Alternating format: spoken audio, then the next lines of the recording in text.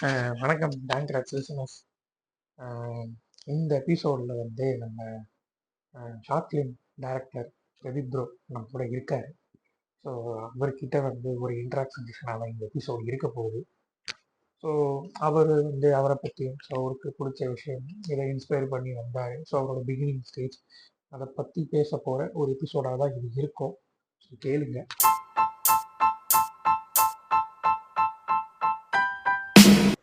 எனக்கு வந்து உங்ககிட்ட பேசணும் அப்படின்னு சொல்லிட்டு பாயிண்ட் என்னன்னா, எனக்கு டேரக்டர்ஸ் கிட்ட பேசணும்னு ஒரு ஒரு தாட் இருந்தது ப்ரோ. Okay okay.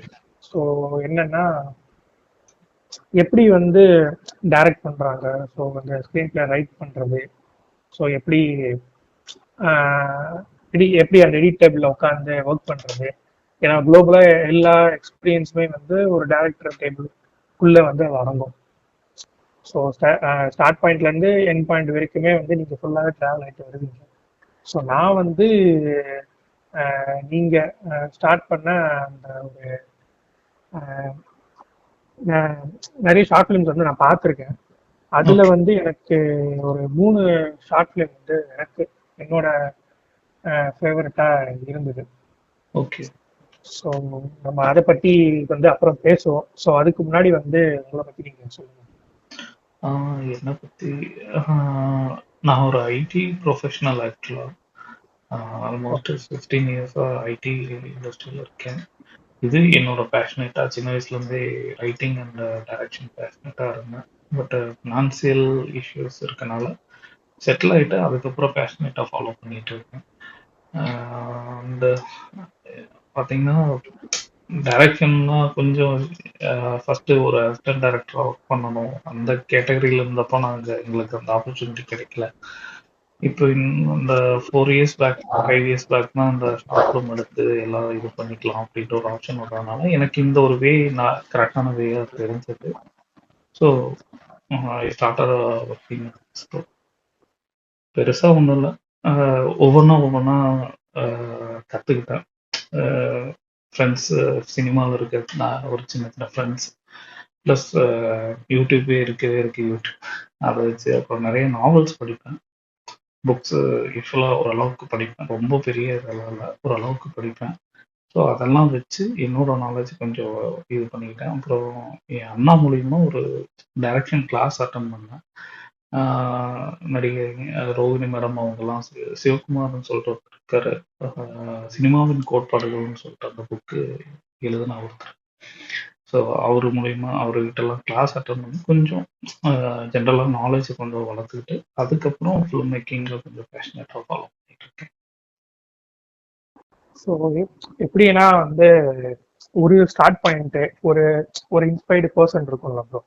நீங்க வந்து டைரக்ஷனுக்குள்ள வரத்துக்கு வந்து ஏதாச்சும் ஒரு ஃபிளாஷ் அடிச்சிருக்கோம்ல, அந்த ஒரு மூமெண்ட் அந்த மாதிரி ஏதாச்சும் இருக்கா? இல்ல ஜஸ்ட் ஒரு இப்போ ஏதோ ஒரு படம் பார்த்து இந்த படம் எடுத்திருக்காங்க, இத நம்ம டைரக்ட் பண்ண நல்லா இருந்திருக்கும் அப்படின்றது அப்படின்னு ஒரு தாட் வந்து அதுக்குள்ள நீங்க வந்தீங்களா? இல்லைங்க, இந்த வீதி நாடகம் சொல்லுவாங்க, தெருக்கூத்துன்ற மாதிரி. அது வேற, வீதி நாடகம் வேற. தெருக்கூத்து வேற, வீதி நாடகம் வேற. ஒரு கான்செப்டை வந்துட்டு ஏதோ ஒரு ஸ்ட்ரீட்ல ஏதோ ஒரு பப்ளிக் பிளேஸ்ல வந்துட்டு அந்த கான்செப்டை வந்துட்டு நாடகமா பண்றது. தாமேசான்னு சொல்லிட்டு தமிழ்நாடு முற்போக்கு எழுத்தாளர், அதுல வந்துட்டு கோயம்புத்தூர்ல வந்துட்டு அண்ணா கரீம்னு சொல்லிட்டு நாங்கெல்லாம் என் அப்பா எல்லாரும் சேர்ந்து அந்த இதெல்லாம் நடிச்சிட்டு இருந்தோம்.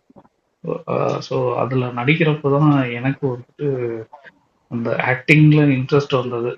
ஒரு பப்ளிக் பிளேஸ்ல எந்த ஒரு கூச்சம் இல்லாம நடிக்கிற அந்த இது, அந்த சின்ன சின்ன கிளாப்ஸ் அதெல்லாம் பார்த்தப்பதான் நடிப்பு மேல இன்ட்ரெஸ்ட் வந்தது.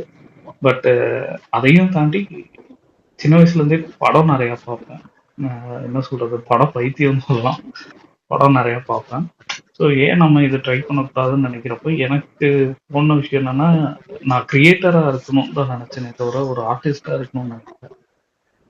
ஸோ ஒரு கிரியேட்டர் ஆகணும்னா அப்போ எனக்கு தெரியல இப்படி ஒன்று இருக்கு, நான் டைரக்டர்னா இப்போ விருமாண்டி படம் ஷூட்டிங் மாட்டேன். ஸோ அங்க வந்துட்டு அந்த இங்க ஏதோ எப்படி சொல்றது, விருமாண்டி படம் பார்த்து ரொம்ப இன்ஸ்பயர்ட் ஆனேன். டைரக்டர் ஆகணும் அப்படின்னு சொல்லி ஆனது. அதுக்கு முன்னாடியும் இன்ட்ரெஸ்ட் இருக்கு, பட் டைரக்டரா எப்படி நம்மளை அப்ரோச் பண்றதுன்னெல்லாம் எனக்கு தெரியாது. சும்மா உட்காந்து வீட்டில் உட்காந்து கதை எழுதுவேன், கிழிச்சு போட்டுருவாங்க வீட்டில். ஸோ அந்த மாதிரிலாம் இதாகி அப்புறம் ஆஹ், ஒரு இன்ட்ரெஸ்ட் வந்து ரைட்டிங்ல ஒரு இன்ட்ரெஸ்ட் வந்தது விரும்மாண்டி டைம்ல.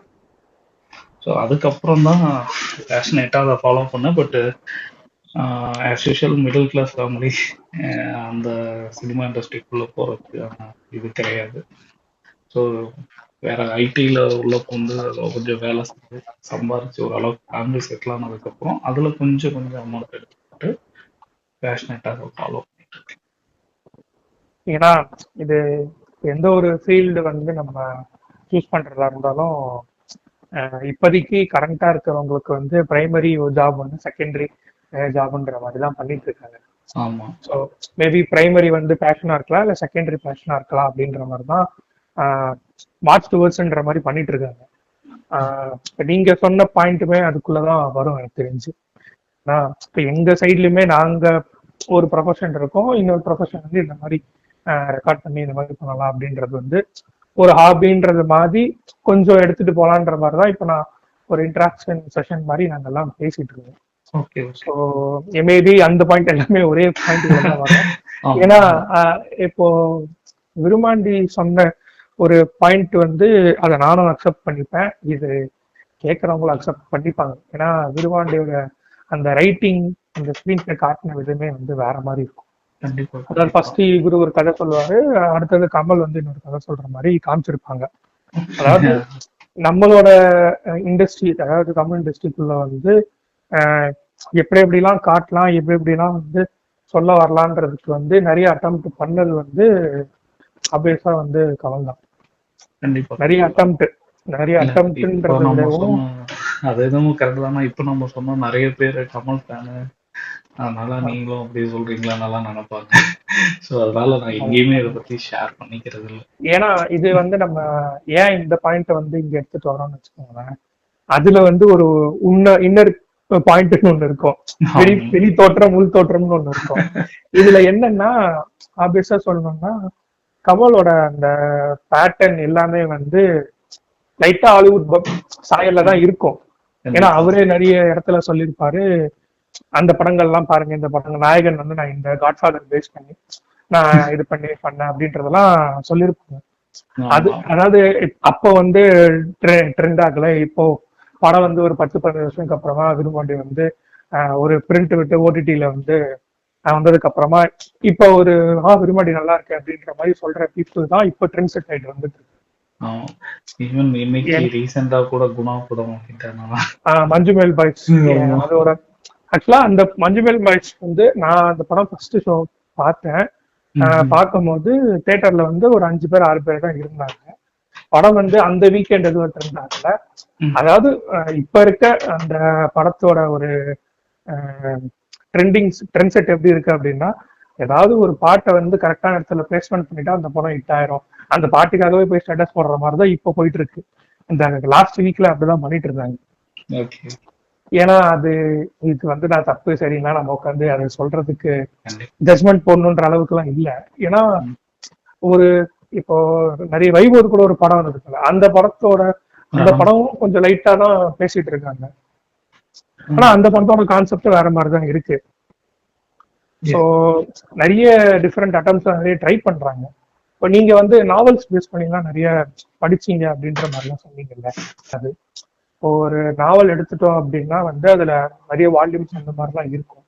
இப்போ உங்களுக்கு வந்து பிடிச்ச நாவல் அப்படின்றது வந்து ஐ மீன் பேரு என்னன்னு சொல்லாம சொல்லலாம். ஏன்னா எனக்குமே அவ்வளவு தெரியாது. என்னோட லைஃப் டைம் ஆம்பிஷனா இருந்தது வந்துட்டு சோழகர் தொட்டின்னு சொல்லிட்டு ஒரு புக்கு.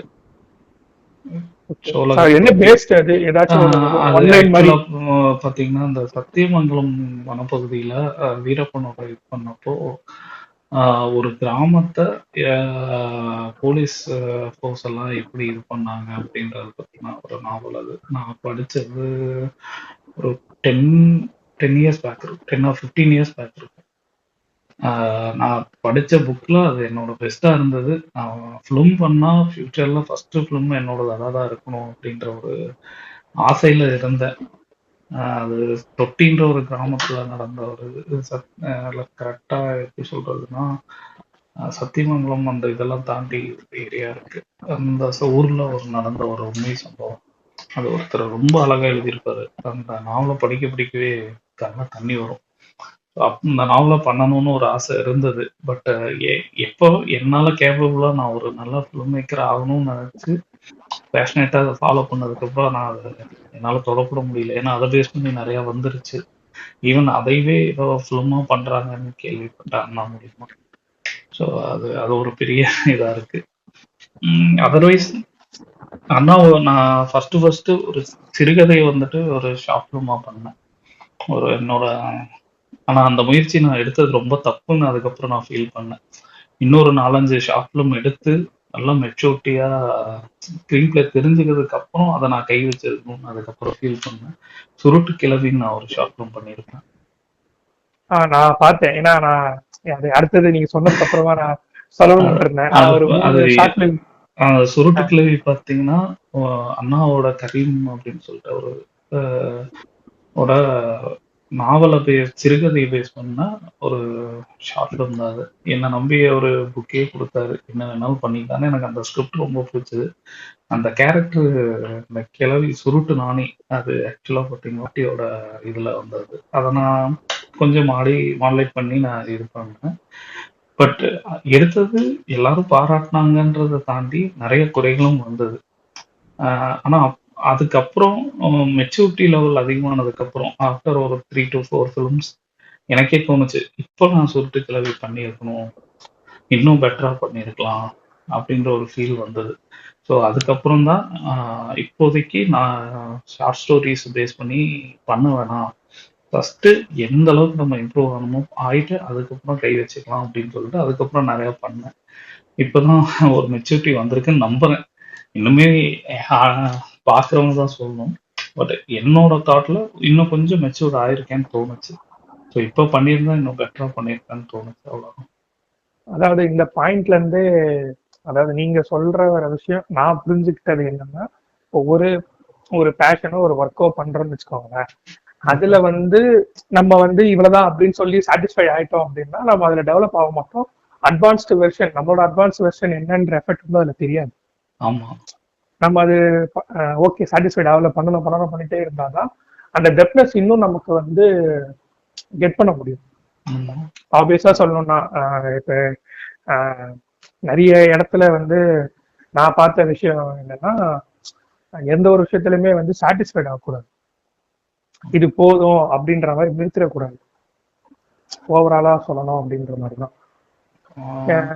எனக்கு நீங்க எடுத்ததுல அந்த விரலி கடைசியா திங்க் ஒரு ஆல்மோஸ்ட் நீங்க ரிலீஸ் பண்ண 10 months கிட்ட ஆயிடுச்சுன்னு நினைக்கிறேன். நான் ரீசெண்டா தான் பார்த்தேன். ஸோ அது எனக்கு அந்த படம் காமிச்ச விதம் வந்து எனக்கு கரெக்டா இருந்தது. ஏன்னா ரீசனபிளா இருந்தது. எப்படின்னா வந்து அது ஜஸ்ட் 1 நைட்குள்ளே அந்த கதை முடிகிற மாதிரி வரும். காலையில வந்து ஒரு சீன் வந்து அந்த காலையில சீன் வர மாதிரி வச்சிருக்கீங்க. ஒரு ஃபேமிலிக்குள்ள வந்து பினான்சியல் கிரைசிஸ் இருந்த மாதிரியும், அவங்க அப்பா வந்து வேற ஏதோ ஒரு அடியாளா அந்த தொழில் இருந்த மாதிரியும், அதுல இருந்து விட்டுட்டு வந்த மாதிரி இங்க ஜஸ்ட் அந்த சரக்கு ஓட்டுற மாதிரியே காமிச்சிட்டு அந்த நைட்டுக்குள்ள நடக்கிற விஷயத்த இது பண்ணி அதுல வந்து ஒரு அம்மா வந்து எப்படி ரைஸ் ஆகுறாங்கன்றதா அந்த படம். கரெக்டா இல்ல தப்பா சொல்லிட்டேன்? அப்படிதான் எனக்கு அது ஸ்ட்ரைக் ஆச்சு. அதுதான் எனக்கு அந்த ஸ்கிரிப்டோட இது வந்துட்டு ரொம்பவும் இதானது. என்னோட கேப்பபிலிட்டி என்னன்னு நான் காட்டணும் அப்படின்னு நினைச்சேன். இதுக்கு விரலிக்கு முன்னாடி பண்ணதுக்கும் விரலிக்கும் நான் டிஃபரன்ஸ் காட்டணும். என்னோட கேப்பபிளா இதுக்கு மேல என்னால பணம் போட்டு பண்ண முடியாதுன்ற ஒரு சூழ்நிலை. இதுக்கு அடுத்தது நான் ஒரு ப்ரொடியூசர்கிட்ட இதை போய் காட்டினா ஒரு நல்ல பேர் இருக்கணும் அப்படின்றது ஒரு மைண்ட் செட்லயே அதை நான் ஒர்க் பண்ணேன். ஏன் வந்து விரலின் பேர் வச்சுங்க? அதுக்கு ஏதாச்சும் பேர் காரணம்? ப்ரோ விரலின்றது அந்த பெண் தான் ப்ரோ. விரலிக்கு மீனிங் ஏதாவது பெண்ணை பேஸ் பண்ணி ஒரு வேர்ட் வேணும். அவ வந்து ரொம்ப போல்டான ஒரு கேரக்டர். எல்லா இறைவி அது இதுன்னு ஏகப்பட்டது இருக்கு. இது வரைக்கும் யாருமே சொல்லாத ஒரு பேரா இருக்கணும். அந்த விரலின்ற பேரு என்னன்னு மீனிங் யார் நம்ம கிட்ட யாராவது கேட்டா அத மீனிங்கா நான் சொல்லணும்னு நினைச்சேன்.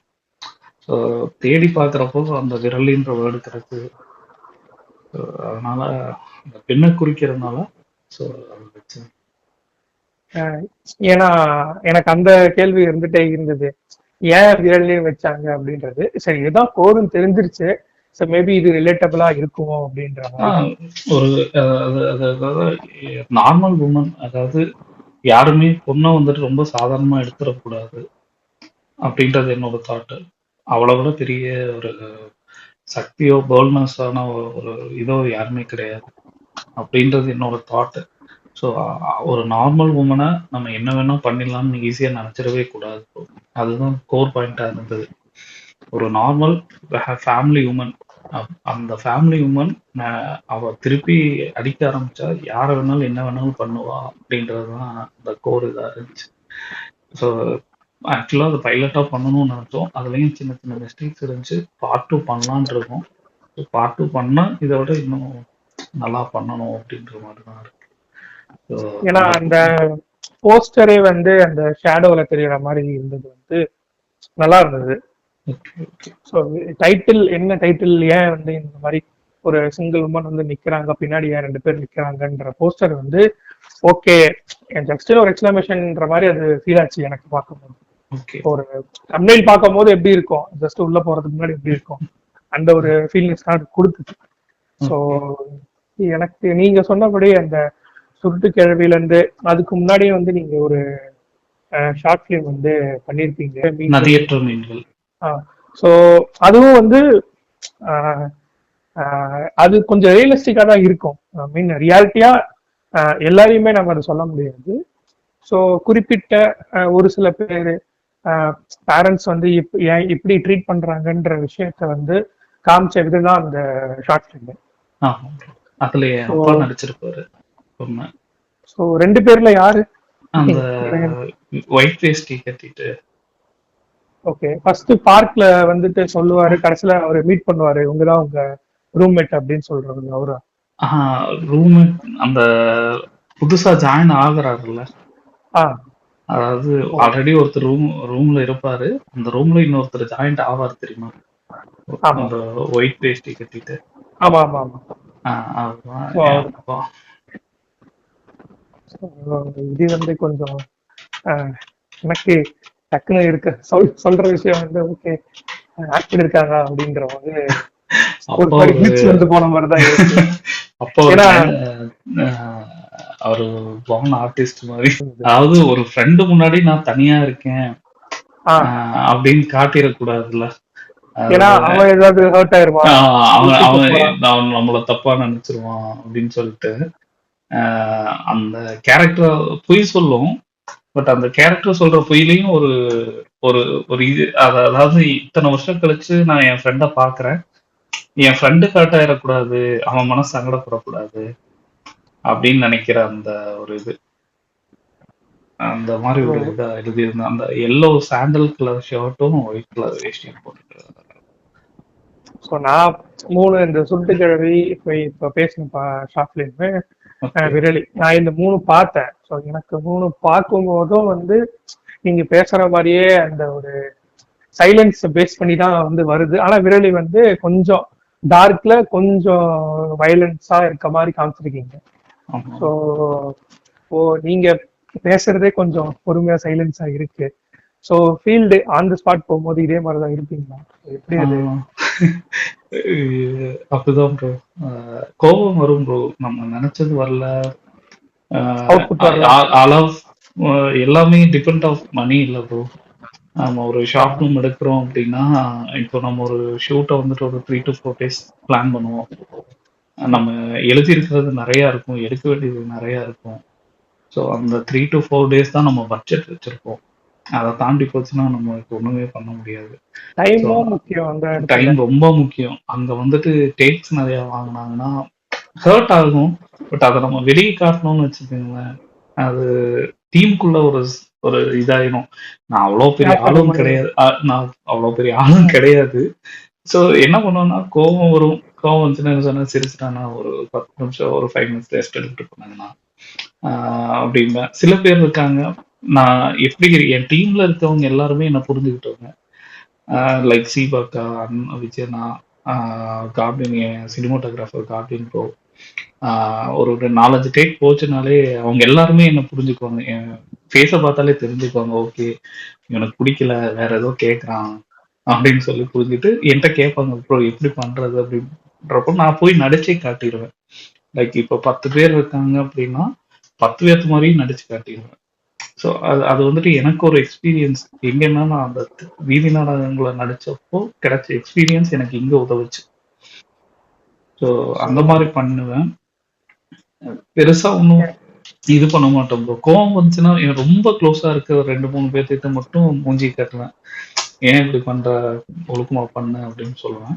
பட் ரொம்ப ஹார்ஷா பேசி அந்த மாதிரிலாம் பண்ண மாட்டேன். அது நம்ம கேட்டகரியே கிடையாது. எல்லாருமே கத்துக்கதான் எனக்கு நம்ம வந்திருக்கோம்.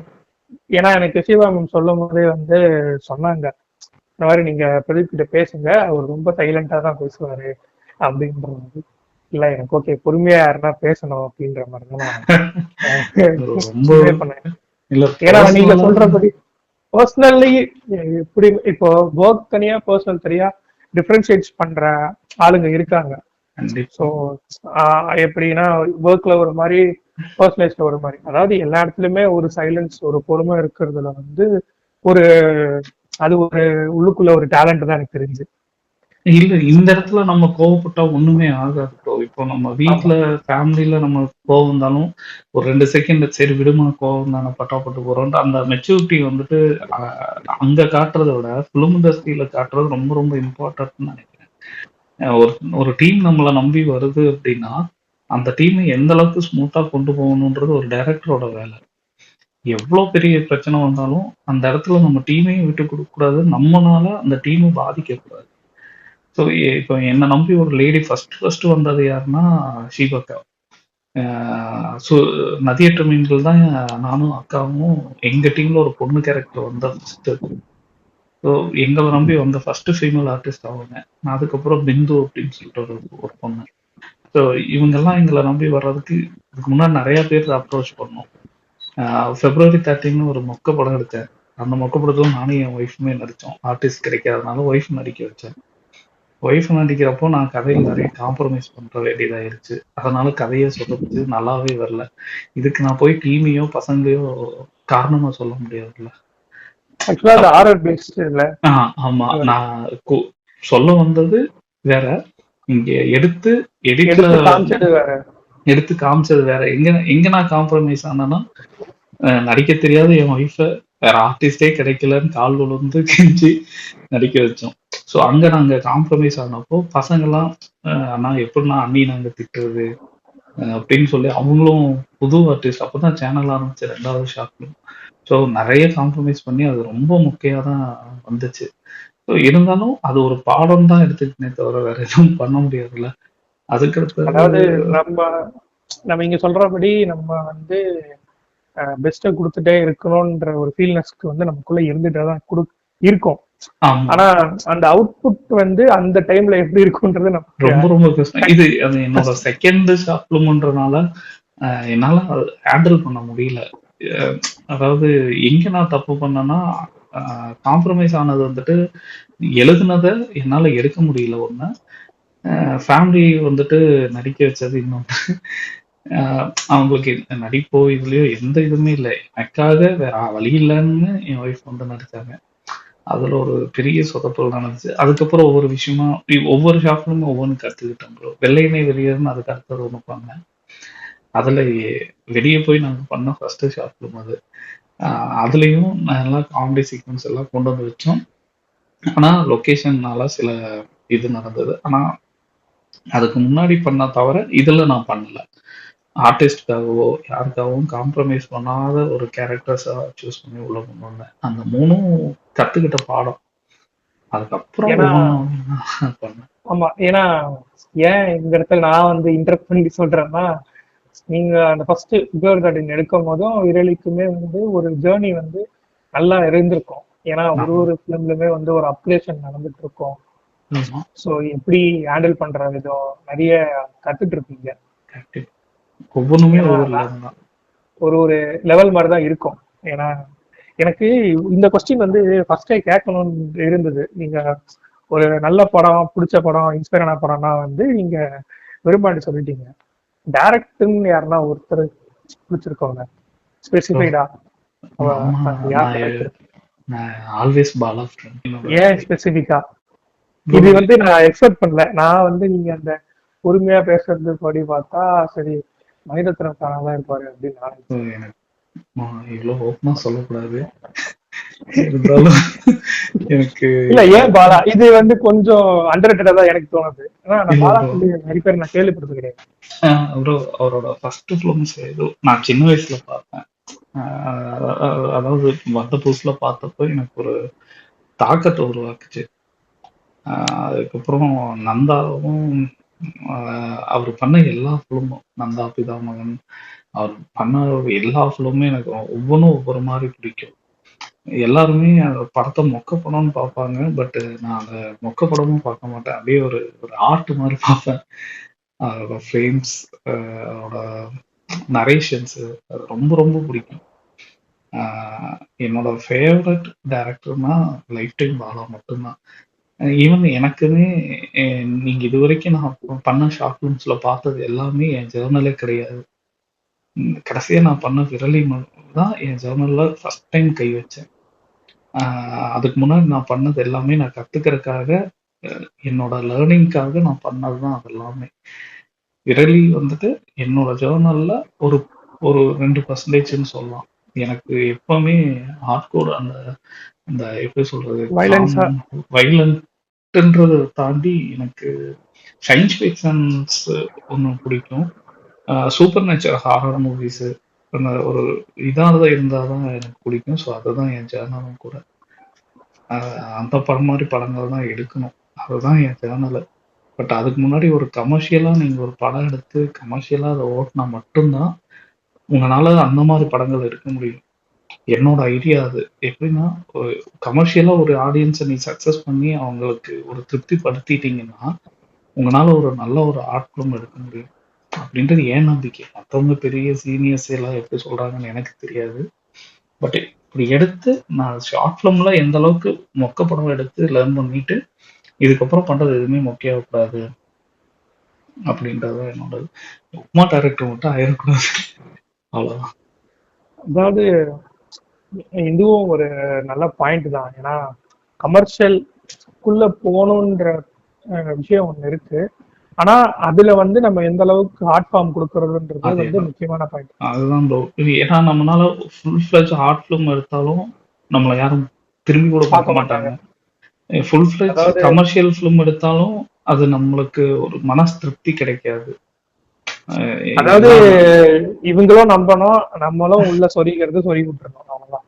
ஆமா, சரி. அதாவது கமர்ஷியலாவும் நீங்க பிதாமகன் பாத்தீங்கன்னா அது எல்லாரும் எப்படி சொல்லுவாங்கன்னு எனக்கு தெரியாது. அது ஒரு கமர்ஷியல் ஆர்ட் ஃபிலிம் மாதிரி தான் நான் பார்ப்பேன் அதுல. ஆமா, ஏன்னா அந்த படம் கொஞ்சம் கமர்ஷியலா தான் போகும். ஏன்னா நடுவுல வந்து சூர்யா வச்சதே எனக்கு தெரிஞ்சு கமர்ஷியல் மாதிரி தான் எனக்கு ஃபீல் ஆச்சு.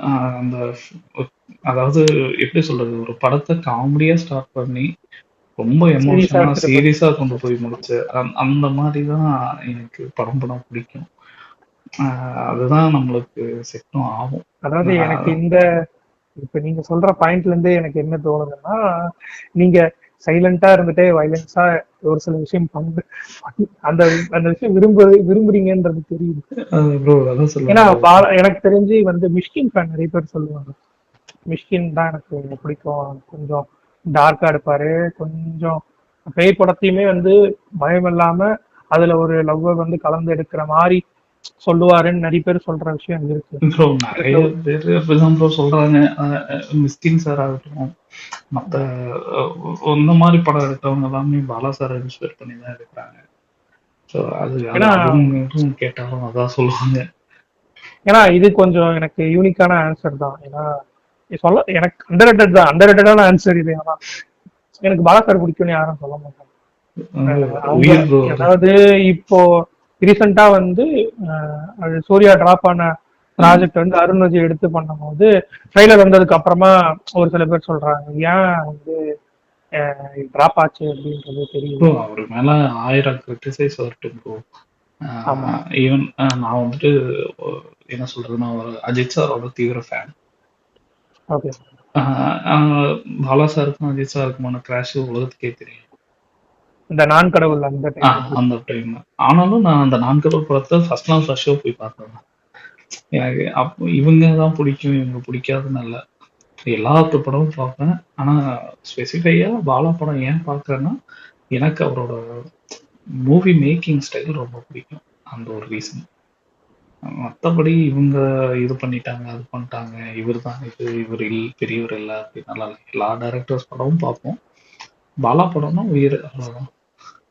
எனக்கு டைரக்டர் ஆகிறதுக்கு நான் இன்ஸ்பிரேஷன் வந்தது விரும்மாண்டியில. ஆனா ஒரு என்னோட குருவா நான் நினைச்சது வந்துட்டு பாலா சார். ஏன்னா எனக்கு பாலா படத்துல பிதாமகன் வந்து கொஞ்சம் எனக்கு ஃபர்ஸ்ட் ஃபோர்மோஸ்டா எனக்கு பிடிக்கும். அதுக்கப்புறமா வந்து நாச்சியார் எனக்கு பிடிக்கும். ம் yes.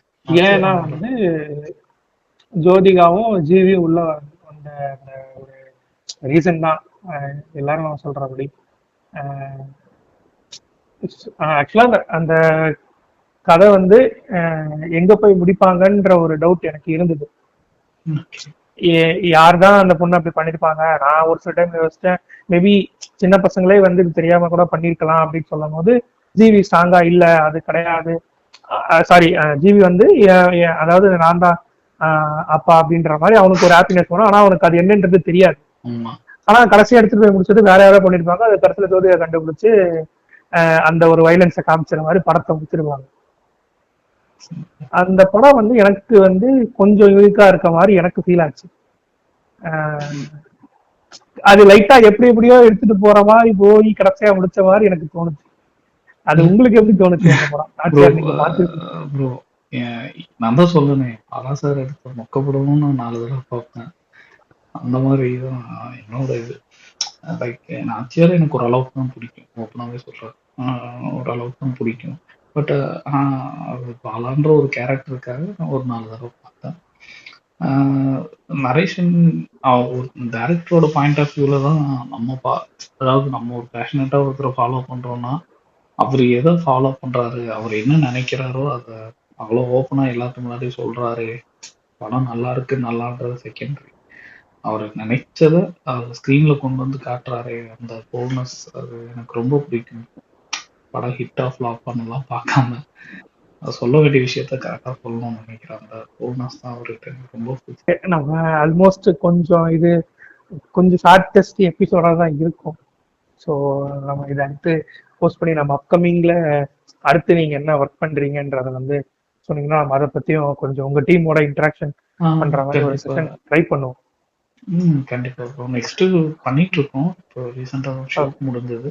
And thanks for your இந்த எபிசோட்ல கொஞ்சம் உங்க விஷயத்த ஷேர் பண்ணுங்க. ஏன்னா சிவா மேம் சொல்லிதான் வந்து நான் கேட்டிருந்தேன் எனக்கு கொஞ்சம் பேசணும், யாராச்சும் எனக்கு பேசணும். ஏன்னா அவங்களோட இப்போ நமக்கு வந்து ஓரளவுக்கு மேக்கிங் இப்படிதான்றது தெரியும், டைரக்டர்ஸ்க்கு ஒரு பாயிண்ட் ஆஃப் வியூ இருக்கும். இப்போ உங்க சைட்ல இருக்க பாயிண்ட் ஆஃப் வியூ வந்து நீங்க சொல்லிட்டீங்க, நான் எந்த படம் வந்து இன்ஸ்பயர் பண்ணேன், உங்க ஸ்டார்டிங் ஸ்டேஜ் எப்படி இருந்தது, ஸோ நீங்க பண்ண படத்தோட ஒரு ஒரு கிராஃப் எப்படி இருந்தது, எந்த டைரக்டர் உங்களுக்கு பிடிக்கும்ன்ற பாயிண்ட்ஸ் இருக்கு நீங்க சொல்லிட்டீங்க. ஸோ மேபி இது நம்ம அடுத்த உங்க டீம் கூட பேசும்போதும் ரைட்டிங் எப்படி எழுதுவீங்கன்றதையும் நம்ம கொஞ்சம் அது கொஞ்சம் பிரீஃபா டிஸ்கஸ் பண்ணலாம்னு நினைக்கிறேன். ஏன்னா நானும் பாலா சார் நிறைய பேசிட்டேன்னு நினைக்கிறேன். ஏன்னா இது எனக்கு இப்பதான் அது ஸ்ட்ரைக்கான பாயிண்டா இருக்கு. ஏன்னா நிறைய பேர் வந்து நிறைய டைரக்டர்ஸ் சொல்லுவாங்க, வெற்றிமாறன் ஒரு பக்கம் போயிட்டு இருக்கோம், ராம் ஒரு சில பேர் பேசுவாங்க அப்படின்னு பேசும்போது திடீர்னு பாலா சார் வந்து எப்படி இருக்கிறாருன்றது வந்து தனியா நீங்க பேசுற உங்களுக்குள்ள ஒரு விஷயம் இருக்கு, அதை எப்படியாச்சும் எனக்கு தெரியப்படுத்தணும் அப்படின்ற மாதிரிதான் இது எனக்கு டோர் நாக் பண்ண மாதிரிதான் இருந்தது. ஆமா எல்லாத்துக்கும் எல்லாருமே பிடிச்சிருவாங்க ப்ரோ. ஆமா இல்ல எனக்கு இது நான் இப்பயும் சொல்றேன், மறுபடியும் சொல்ற மாதிரிதான் ஒரு அண்டர்ரேட்டடான ஆன்சரா தான் எனக்கு தோணுச்சு. கொஸ்டின் காமனா இருக்கும், ஆன்சர் வந்து கொஞ்சம் அன்எக்செப்டடா அண்டர்ரேட்டடா இருக்கும்ல, அந்த மாதிரிதான் எனக்கு இருந்தது. நிறைய பேர் சொல்லுவாங்க, அதாவது ஒரு 100ல ஒரு 10 பேர் வந்து பாரத் பிடிக்கும் அப்படின்ற மாதிரி சொல்லுவாங்க. ஆனா லைவா நான் சொல்லி கேள்விப்படுறது வந்து இதுதான் ஃபர்ஸ்ட் டைம் இதை சொல்றேன். ஸோ ஏன் அப்படின்னா அவர் ரொம்ப வைலன்ஸா இருப்பாரு, இந்த ஷூட்டிங் ஸ்பாட் வீடியோ எல்லாம் காட்டும் போது பலர் நடிப்பாரு அப்படின்ற மாதிரிலாம் சொல்லுவாங்க. ஒரு கேரக்டரோட அதுவே எல்லாருமே பண்ண மாட்டாங்கல்ல. நம்மளாம் போய் யாராவது அடிச்சோம்னா திருப்பி நிறைய கான்ட்ரவர்சிஸ் வரும். அந்த ஸ்டேஜ்ல பேசுற அந்த ஆடியன்ஸ் ஏதோ பேசுறாரு, ஏதோ ஒரு பிரஸ் மீட்ல பேசுறாருன்ற போது நிறைய வரும். அதாவது நான் சொன்னல, வெளியே ஒரு தோற்றம் உள்ள ஒரு தோற்றம்ன்றது பர்சனல் லைஃபுக்கும் நம்மளுக்கும் சம்பந்தமே இருக்கு. சம்பந்தமே இருக்காது. பாலாவோட பர்சனல் லைஃபோ அவரு பர்சனலா நடந்துக்கிறதோ பத்தி எதுவுமே விட்டுட்டு ஒரு ஃபிலிம் மேக்கரா ஒரு கிரியேட்டரா அவரை பார்த்தா அவரு நல்ல ஒரு கிரியேட்டர்.